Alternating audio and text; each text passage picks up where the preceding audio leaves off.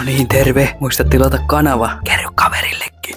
Joo, tänään mentäis testaamahan uutta asetta. Hommasin tuollaisen pienoiskiväärin linnustusta varten ja koitetaan ampua teeri 150 metriin ja sitten kyyhkynen 100 metriin. Tai tehdään niin, että laitetaan se vaikka 130 metriin. Ja maalitauluthan tehdään itse niin tässä on kyyhkynen siinä ja sitten myöskin tuo teeri olisi tässä. Ei mitään, lähdetään katsomaan.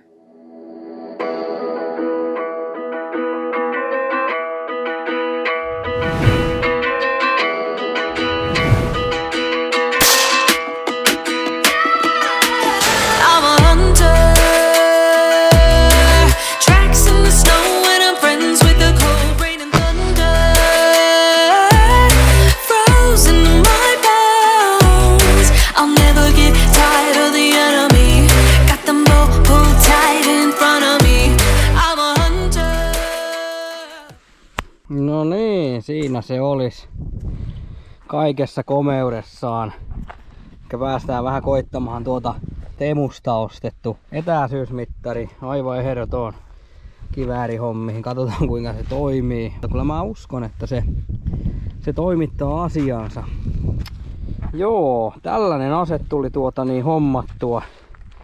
hommattua nyt linnustukseen ja jonkun aikaakin ollut hakusessa tällainen tikka T1 X ja tuli otettua, se tuli kauan aikaa pähkäiltyä, että ottaisiko sen ihan normitukilla, mutta päädyin sitten tuohon GRS Bitforcein tukkihin, eli säädettävällä poskipakalla ja tuosta nuo vaan ja on kätevä ja sitten tämä toimii kans tämä perä samalla lailla.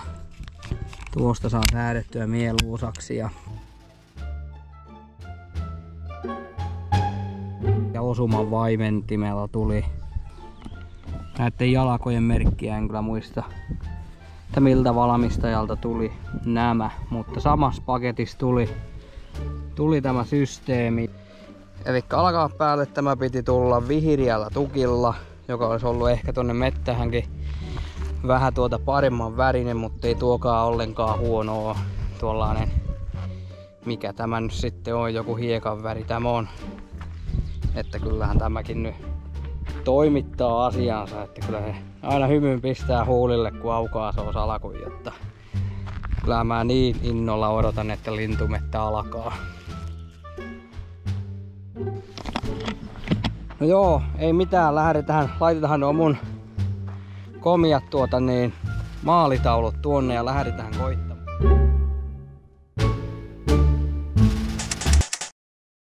No joo, eli tänään ammutaan pelkästään FMJ:tä, lähtönopeus joku 700–800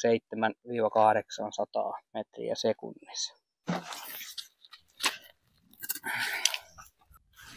No joo, siellä olisi teeri tosiaan 150 metrissä, alkoi peräti melkein 160, 155,5 metriä on teerehen tällä hetkellä matkaa tästä ja ei ole aivan turhan päitte oltu kyllä niinku kuvaamataidon tunnilla. Siihen ei nyt tarvitsekaan sitten kuin yhden luorin vaan aika varmasti osuu, kun ei ole ollut hirveästi tapana ampua ohi. Ei vaisinkaan, lähdetään katsomahan.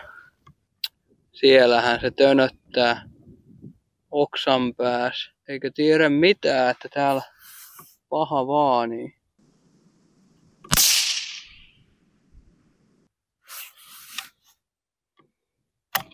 En tiedä mitä tapahtui, mutta heilahti kyllä aika lailla. Justiinsa kriittisellä hetkellä. Joo, mikä eilisen pojan teeri tämä.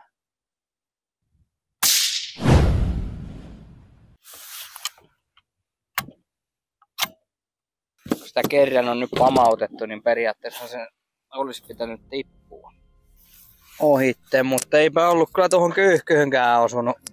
Ei ole ollut hirveästi tapana ampua ohi. En ole tuolle kiikarille tehnyt itse yhtään mitään vielä. Kävi mielessä, että mä sen kohdistaisin 150 metriin, mutta sitten taas se on nyt niinku esikohdistettu 100 metriin, että sen nyt ei ihan mahdottomasti välttämättä pitää siis siihen 150 laskia. Oli nyt ihan normi FMJ, millä päästettiin menemään, että sehän sitten taas heittää V-maksia tai game pointtia, niin käyttäytyy taas eri lailla säädöt, jotta ainakin radalla tuo FMJ oli aika lailla nappisuoritus, että 100 metriin tuli 30 ja sitten mä ammuin niinku 10 sarjan siinä, niin loput oli sitten siinä 8 ja 9 ympärillä, jotta oliko siinä yksi 7 sitten, että ihan kohtuu hyvä rykelmä. Mä luulen, että se tästä harjaantuu. No joo, koitetaan 155 metriä uudemman kerran.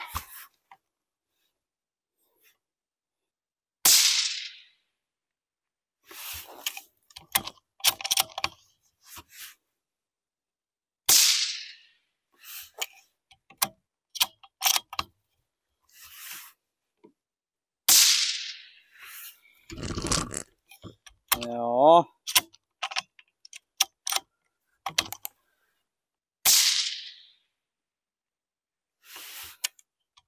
Ei tiedä niinku mitään. No joo, tämähän on mukavan hiljainen ase. Tässä on tämä äänenvaimen, niin koitetaan nyt niin. Mulla ei nyt ollut mukana kyllä tuohon piipun päähän mä en tiedä mihinkä se oli hävinnyt. Eli tämä kyllä kuulostaa ilman äänenvaimenninta ihan aivan niinku oikealta aseelta jopa, jotta aivan niinku ääni on aivan niinku 222 remis, jotta hommasin sorsastukseen tällaiset Night Forcen. Siellä veneessä on aina vähän tapahtumia, kun kaverin kanssa siellä ollaan, ne ihan mukava suojata kuulo. Eli kyllä tuo aika paljon vaikuttaa tuo äänenvaimen, niin todella paljon tuohon.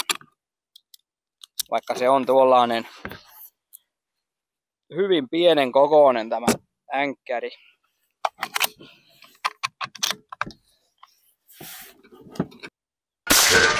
Kaatu pyykky vastaan. Niin, olisiko sellainen testivideo sitten paikallansa?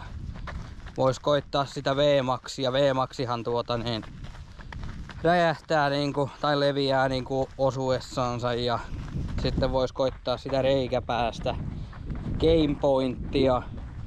Ja tuo oli nyt sitten tuo ihan normi FMJ. Mutta tohon noin viestiä.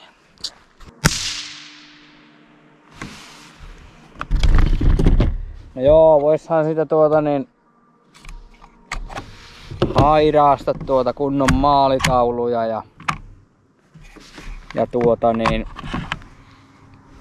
näkis vähän kuinka paljon sitten siitä on helppo katsoa, että mihinkä tähtää, niin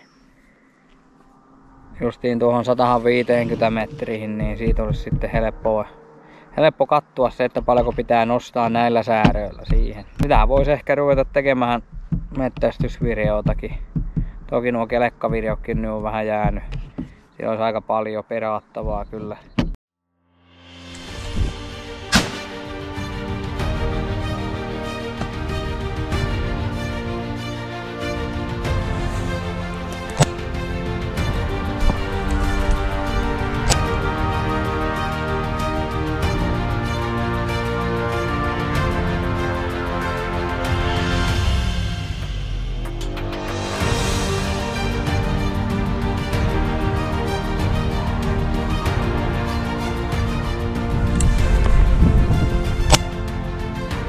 Oi,